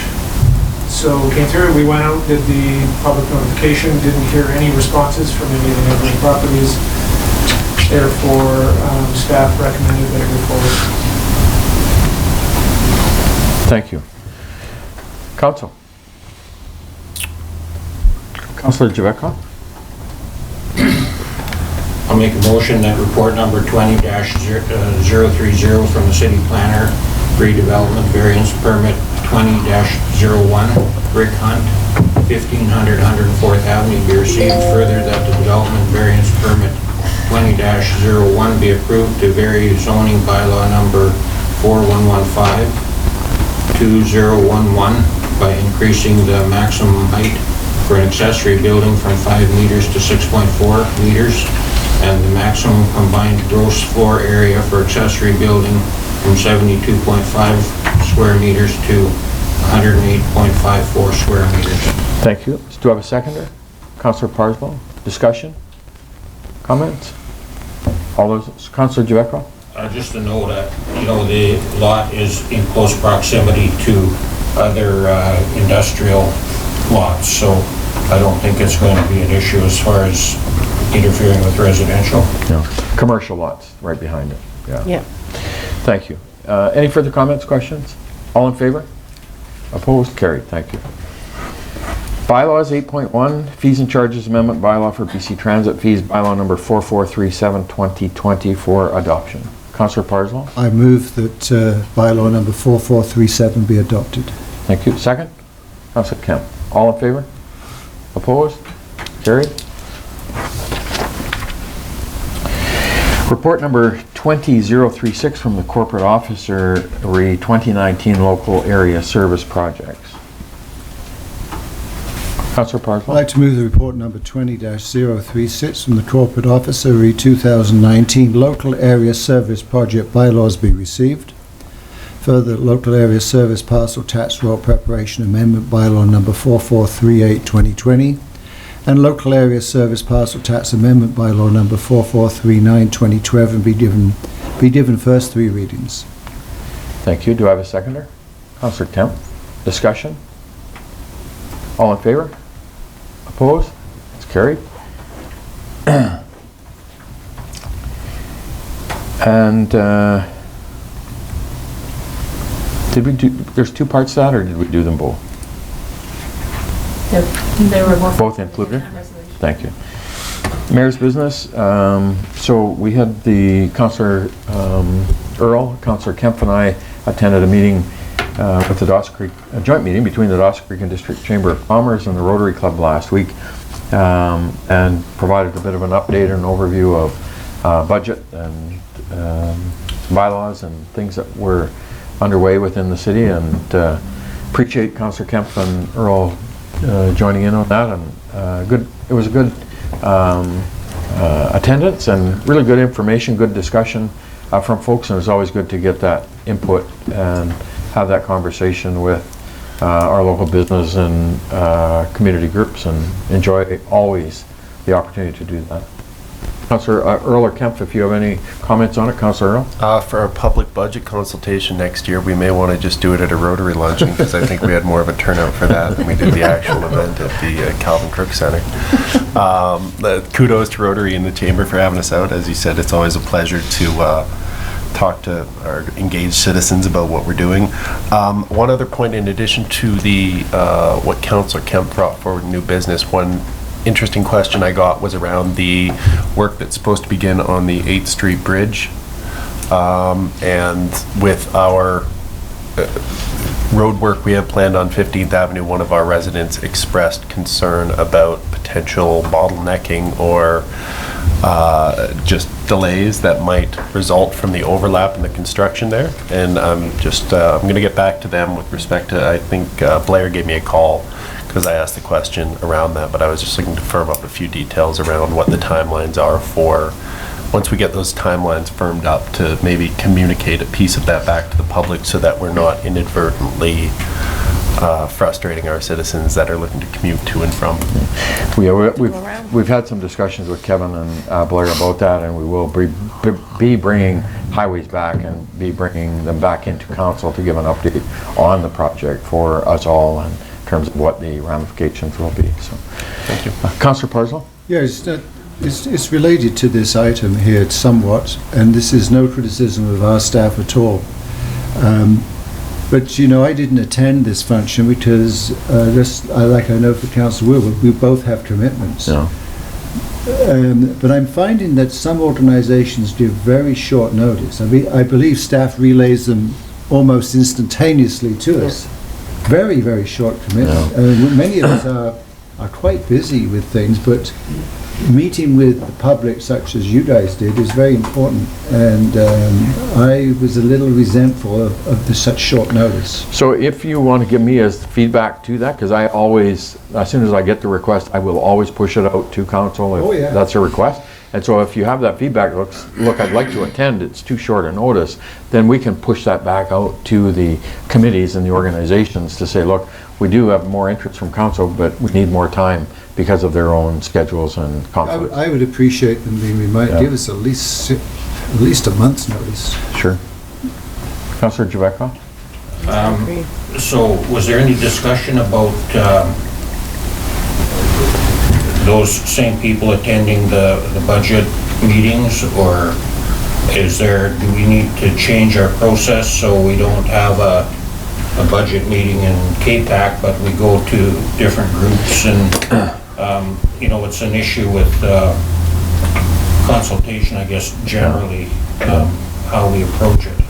Yeah, you know, to me, I share you know, you get 30 or 40 people come to the chamber and the Rotary Club, and we really did have a very good discussion, I thought, and give us the opportunity to give a bit of an overview, and you're duplicating some of that stuff you do at the public meeting, but what it doesn't do then is it doesn't give you that broad-based interaction that I think we're all looking for, to be able to have that input into our budget process and the information that we're trying to gather to make these decisions. So I don't know what the answer is, but for me, I'm always absolutely happy to go out and meet anytime where people are asking for me or us to present on what we're doing. Councillor Earl? And just to clarify, when I made that statement, I was being a little cheeky.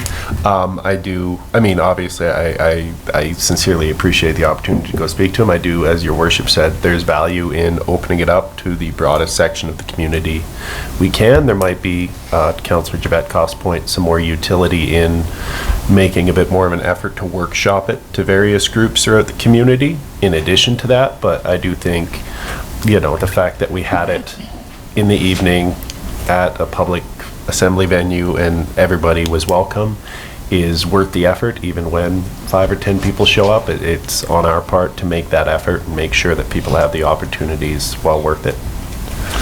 Thank you. I attended the Northeast Roundtable meeting in Fort St. John last week, and this is the whole discussion going on around the land resource management planning function. I had an update on the treaty land entitlement process that's going on through Doig, Blueberry, Soto, West Moberly, Halfway, and the meetings are held on a regular basis, and I find them interesting and informative, and I want to stay involved and engaged in them. So I did bring back a package of materials, and I will have them available for council if anybody wants to see them. I'm going to make copies of them and put them in a box in the correspondence package there in the where you guys have your material, and we'll have them there available if anybody wants to see it. We had delegation requests today, 9.2 stars, and I don't know if they made a specific request of us today or not, but more of an update on what they're doing through the Peace River Regional District and informing us on that. I didn't see anything in their material. And certainly we have a $170,000 contribution that's being made through the Peace River Regional District, and a 3-year contribution, 2 stars, for and on behalf of and through the Peace River Regional District, of which that's an assessment that comes to and through our community like all the others. So I didn't see anything specific, Brenda, in that request or their presentation today. Councillor Parslow? Well, I agree with you, but I would like to see if you would consider taking this to the regional district to make a capital, to make a donation towards this capital project as a fundraiser, but do it through the regional district.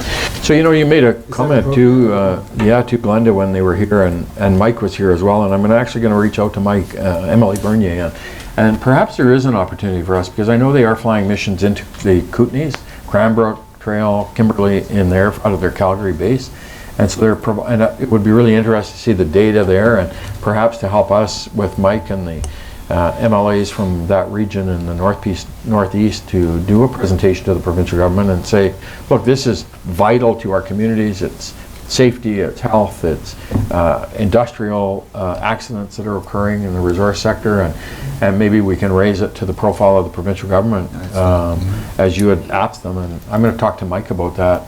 But I'll also bring it back to the RD.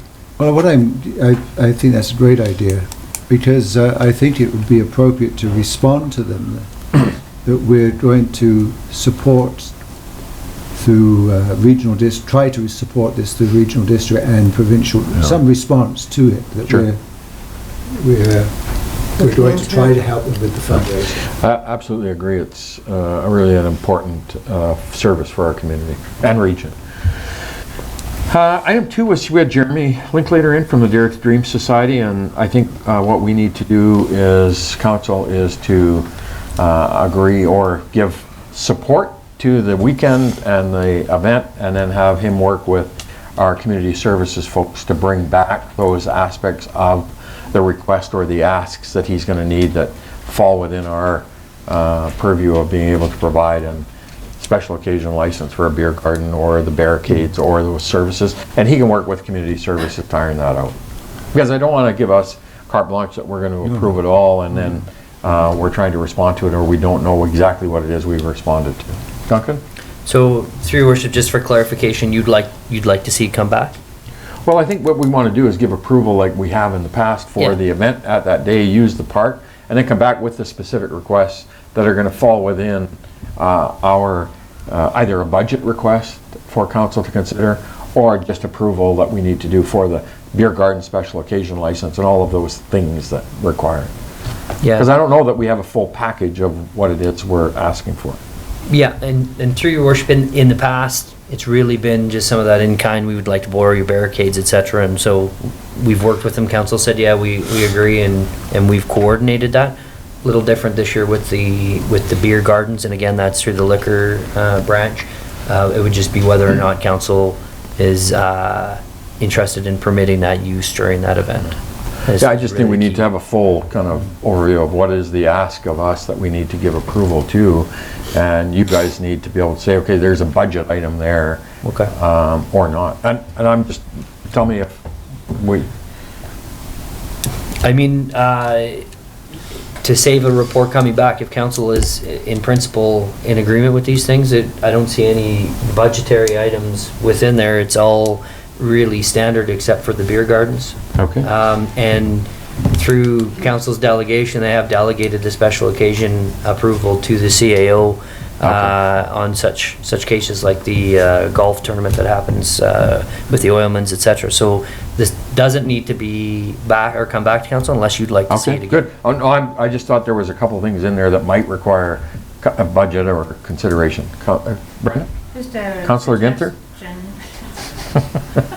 Suggestion to, you could approve in principle pending any concerns or further approvals required through the application process. Okay, thank you. Like that. Councillor Parslow? Well, that's exactly what I was going to say. You guys think so much alike. Yeah. Thanks, Brenda. You As our stole corporate it from officer. us. Do I have a seconder for that wonderfully worded motion that Councillor Parslow has brought forward?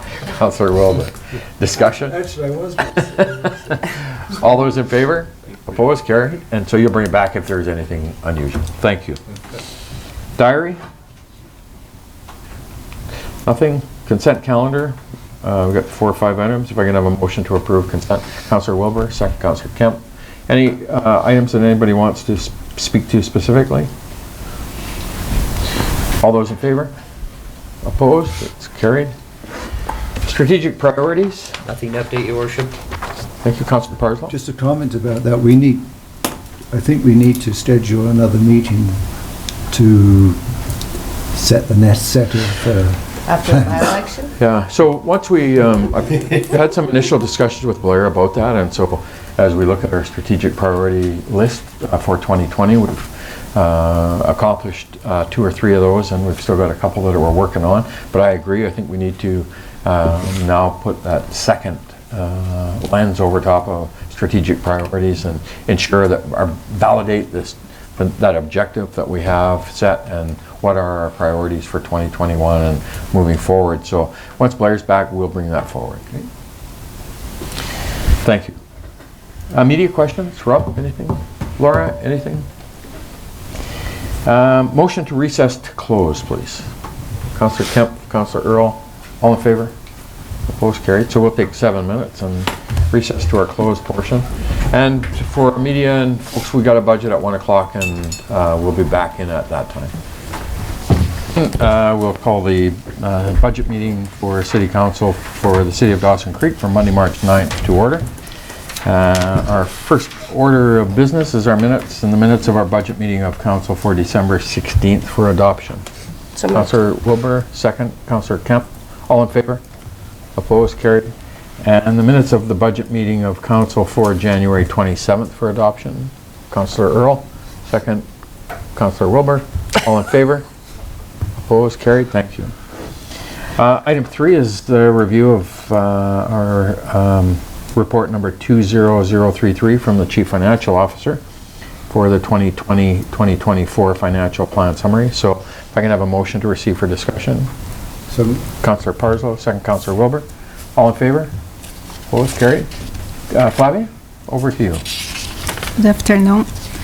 So I will just provide a summary of this report. There were slightly changes of the 2020 version we discussed in the last draft 2 meeting, which I present those changes on page 2. The most significant one was just the inclusion of the portion of the culvert replacement project that started last year. So it's just a complement, grant in, expense out, so zero effect, and other slight changes. The idea of this report is to provide the projection for the 5 years as per requirement, and if the councils agreed with the current assumptions used in this report, we would be able to then do the first 2 readings of the budget in the next meeting. And the reason that I'm asking 2 readings and not 3 readings is because there are still, depending on the ministry confirming the PRA amount, normally they don't change from the amount provided by the regional district, but still we need their confirmation. And yes, that's the key reason why. The assumptions used for the projection of the 5 years, I provide on page 3 still proposed mixed rate increase like we did for municipal properties for 2020. In a short explanation, what is the goal? I could apply a 2.5 or 3% straightforward, but considering the same approach we had in 2020 where we want to reduce the burden on commercial, so we revised the rates for light industry. If you see, there's a 10% increase in every single 5 years project, 5 years plan, and the reason is to reach that average of 27 regional districts because they are pretty low. We reflect the 10% increase on major industry in 2021 and then bring the following years back to the same rate we are proposing for residential. In commercial, we slightly put below the residential rate, also with the goal of reducing this burden. So on the same page 3, we show the average increase, which is between 450 to 500 in the 5 years plan, where 2020, the 681,000 includes the new inventory. That's the reason why the no market change is reflected on this increase.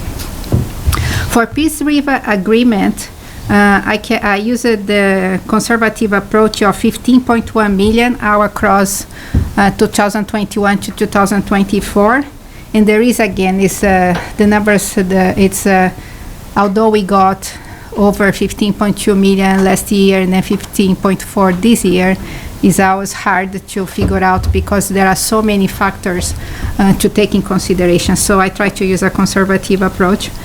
For the purpose of this report, although we are not requiring to do 10 years projection, I did project 10 years because of the main strategic plan from Council, which is the 7 years goal of reaching 85% by 2026 allocation to capital. So I projected 10 years so that Council could visualize it with the current approach without considering still some of the 2019 strategic plan, the recreational, the sub-recreational, or the tourism opportunities, which is not reflected here because they are still under discussion. You can see that by 2026, we are going to still be off 22% of the percentage of allocation of the goal of 8.5, reducing by within 10 years to 12%. So it's something to keep in mind when we enter in discussions for the next strategic meeting about the current approach of allocations that we are doing. For other revenues, I also use a conservative approach. Those that are very straightforward CPI increase, which we have scheduled annually, I did apply 2%. Others, I kept the same amount of 2020. And that can be like business license, because it all depends on the number of business licenses that is issued, right? For operation expenses, I average between 1% and 3%, and in some cases 0%, because there are some lines within the expenditures that in the last 5 years is trending pretty similar. So I kind of use this approach for different aspects of the operating expenses. By doing so, on page 5, I also have as a goal to at least send an average of 250,000 to our reserves, so that we can start to build up our reserve. It's not enough, it's not a lot, but it's a setting goal for every year, send average 250 when it was possible. For capital projects, assuming the current PRA allocation projection, we are able also to set a rough areas where we want to invest in capitals, with 2021 showing the portion of those grants that we are expected in 2020. We never got the confirmation for the Incana events parking, and then for the paving project of 96th Avenue. So it's reflected on 2021. Other than that, for debt servicing, we are not assuming any borrowing at this moment, but we do recognize the decrease according to the schedule from MFA. Accumulated surplus, we are still again under the audit. We just got the final numbers to be entering in our books last Friday. So we will be able to exactly know how much is going to be the actual reserve starting point for 2020 in the next report. As an overall summary, this is based on assumptions that I just discussed. So the idea is that, like we did last year, after we finalized the discussions of the 5-year, we're going to schedule a strategic meeting where we're going to be able to put on the table what council would like to approach for the goal of reaching the 85% to allocations of PRA.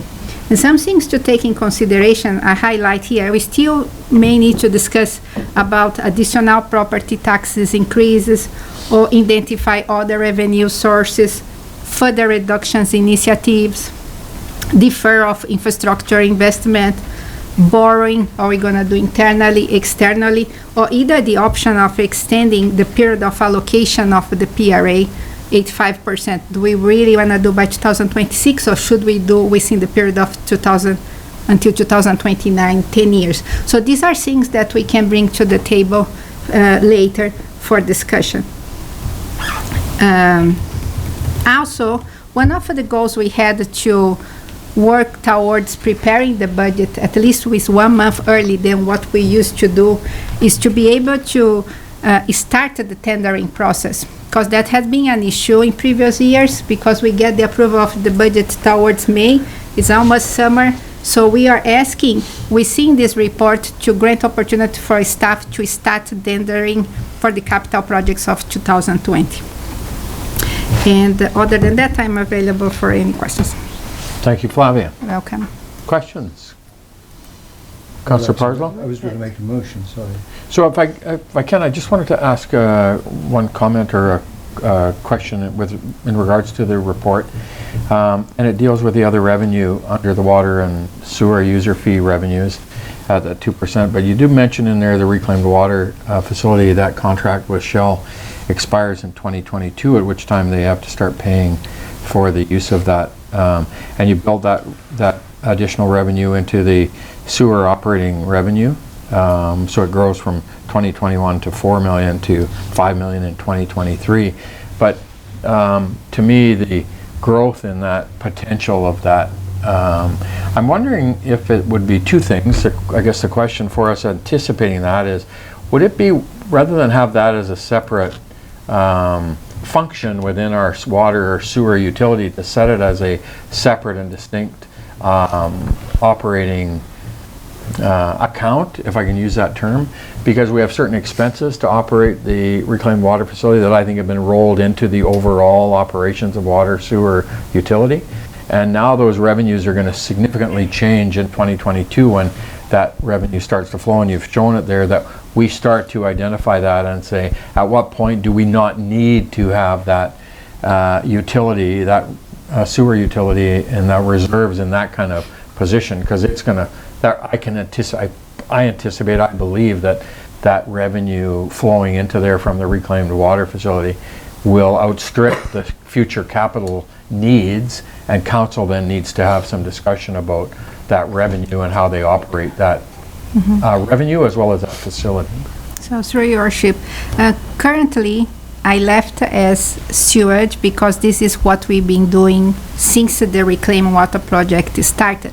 But I have in mind, like I'm currently investigating the opportunities of creating as a separate account as a general operational, or move it to a special reserve where would be funding activities on general and other operation, because it's a unique process. Although it's coming as a utility because it's the reclaimed water from sewage, it's still a totally new business. And the generation of revenue that's going to start to come by the end of 2022, we may need to see in a different approach.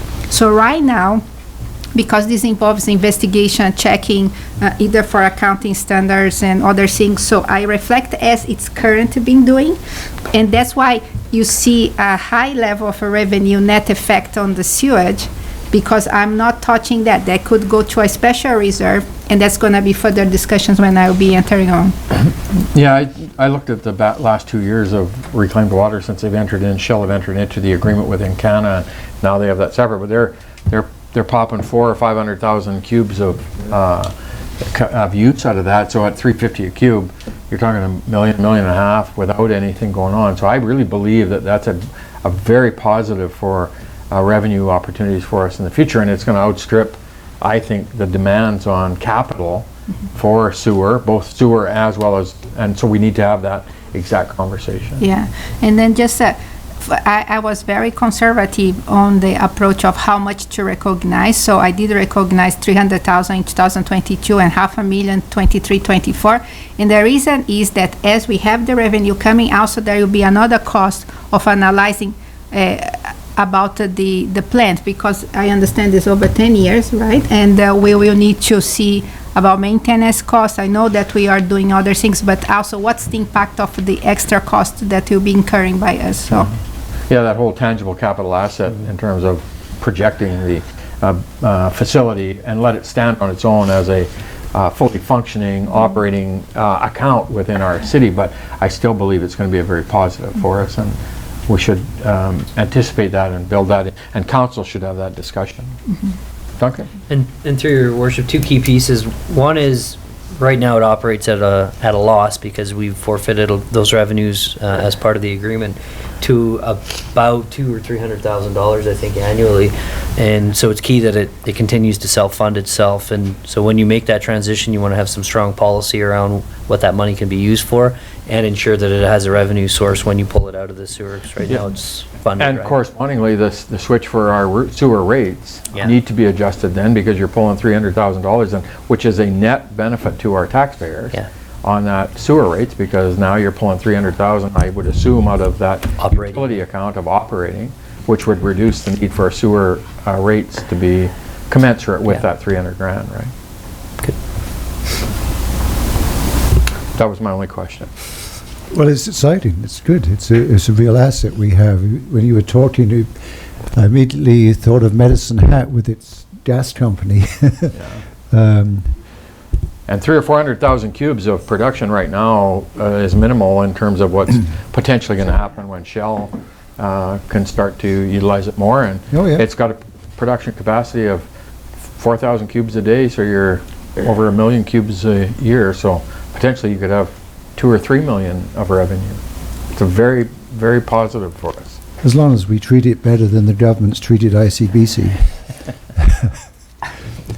I'm prepared to make recommendation number 2. I'd like to move that the forecast assumptions used in preparing the 5-year financial plan as presented with the report number 20-033 from the Chief Financial Officer be approved, and then I'd like to speak to it if it's seconded. Thank you. Councillor Wilbur, go ahead. Councillor Barzil.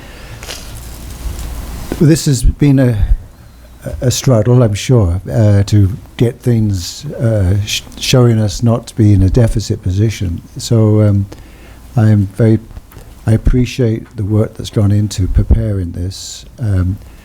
We obviously, when we have our next strategic plan, this will be a subject of more in-depth discussion. But I'd like to sincerely appreciate what's been done here. There are one or two things that stand out for me as requiring some further discussion, but not now. There's a set of rational assumptions, well thought out assumptions here. It achieves the purpose of the 5-year plan. Plans can always be changed. There's so many variables that will hit it. And a couple of things you've done to help the council achieve its goals here that we need to discuss in a planning session, such as the equipment pool is one example. So thank you. So I can once upon a time I used to think, well, these 5-year plans, we better be really, really comfortable with what we're putting in here but now I've learned that there's so many variables. You do the best you can with the information you have, but you've done some things here that have achieved a result that is very tenable to me. Thank you. Further comments, further questions for council? The one, as Councillor Parslow has indicated, it's a placeholder. It's a 5-year plan. It anticipates what our next 5 years will be, and probably, I think, again, appreciate all of the work and moving us along the road. The one I do want to highlight, I do want a placeholder for council to is for 2021, and it's our major industry, because we're going to have an impact on Air Liquide, likely in terms of assessment, that with the transition of that facility, and that may impact our impacts on heavy industry. I'm always very conscious about those 3 assets that are in our community with LP, Air Liquide, Ferris, and AltaGas as the 4 major industries, and we always want to be conscious of that. And so I think we need to be aware of what those impacts have on with Air Liquide closing and potentially moving out, and that may have an impact on our overall assessment and what our needs are under heavy equipment, or heavy industry, sorry. So just a note that that's going to be a topic for us next year. And any further comments, questions? Thank you, Flavia. Good job. Council ready for the question? All in favor? Opposed? Carried. And the third recommendation we have, Councillor Earl. I'll move recommendation number 3, that council authorize staff to start the tendering process for the new 2020 capital projects. Thank you. Second, Councillor Wilbur. Yep. Discussion? Duncan? 15th Street? Yeah. Through your worship, you know, the 5-year capital, we are working on that long-term capital planning that will continue. When we moved into that 10-year plan, it identified we didn't have a lot of information in some of these years, and so significant amount of work, you know, doing building assessments and updating some of our other infrastructure assessments has happened over the last year and is going to continue to have to happen in order to tweak this and bring it a little more aligned. Good. Thank you. Councillor Parslow. Yeah, this is a common sense thing to do. Good to be in a position to do it.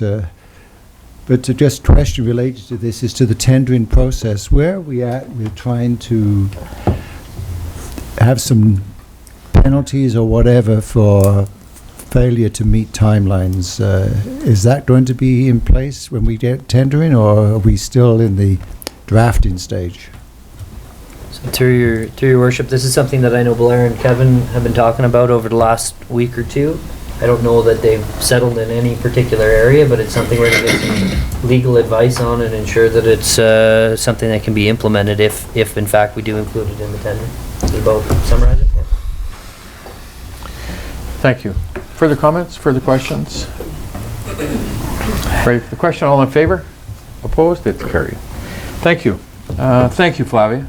Great job. We talk about this honestly when we 2 years ago or 3 years ago about getting ahead and getting our financial plan and our budget process a little bit more timely, and we have to have this thing approved by May 3rd, and we were always pushing in April, March and April to get us into a position where we could do this. And today I feel so confident that we're in a position today where if we had to approve a budget and a financial plan, we could do that because we've got the work done, and that's great work. I know it's been a ton of work on behalf of Flavia and her staff, so I really want to express our appreciation on behalf of Mayor and Council for the work that you've got us to, and now be able to, first week in March, to be able to approve capital and let Kevin and his team go to work and start that. That's really, really a benefit to us in moving ourselves forward, so thank you. Any other questions? Any other comments? So today marks the final day for our CAO. Last meeting, last day at work at the City of Dawson Creek, and 12 years, Duncan? 12 years, yep. And so honestly, when 3 years ago we hired Duncan almost as their new CAO, and Jim Shute retired, and we were ecstatic that we had a young up-and-coming CAO that come from within our organization, and so he's done a great job and has done amazing work for us in stepping into the role of the Chief Administrative Officer and leading the organization through a whole bunch of stuff that's really transitioned us to a forward path that's very positive. And you hate to lose young, bright, talented folks from your organization, but I always also say this, and have always said it, we raise our kids to leave home to be successful, and you hope you give them some of that stuff they need to be successful in whatever that world takes them into. And so we hope, Duncan, that your next steps are fruitful and positive and successful for you, and we know they will be, and we want to extend our appreciation for the work that you've given to the City of Dawson Creek on behalf of our residents and community. I want to wish you and your bride and your family all the best, and we're going to miss you like crazy, but at the same time we know you're going onwards and upwards, and we want to wish you the very best in regards to that, and thank you for your time to the City of Dawson Creek and our residents, because you've made our city a better place, and we appreciate that. Thank you. thank you for the opportunity. This floor is yours. It's, No, I'm teasing you. you know, the one thing I will say is stepping into the position, and it was a big step 3 years ago, and incredible people at the city then, and a great council to work with, and you have incredible people at the city now working for you, and they do a really good job. Not just because I hired them, but because I think they're incredible people. And, some of them anyway. But I think you have really good staff, and I think council's moving forward. So I think you're doing well, and I appreciate the opportunity that I was given here 12 years ago, and every opportunity since then. So thank you. Thanks, Duncan. All the best. You can make the motion to adjourn. Yeah. No, you can't. I was only Motion teasing. to No, you adjourn. can't. Yeah, no. Councillor Wilbur. Sure. Councillor Kemp. All in favor? Opposed? Thank you. Thank you, everybody.